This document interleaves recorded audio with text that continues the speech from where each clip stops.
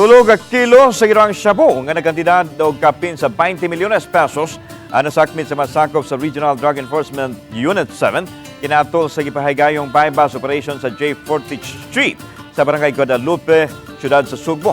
Pasado alas 7 sa gabi sa adlaw nga Miyerkules, Agosto 28, 2024. Nasakmit nila kini sa gitumbok nga high-value individual nga si Danilo Avenido Cabungcag Jr.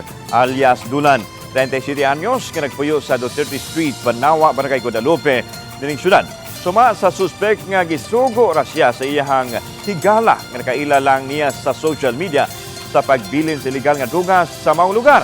Gumikan kay nagkinahanglan siya kwarta maong ni sulod siya sa maong illegal nga kalihukan, kinibisan og nasayod siya nga drugas kini.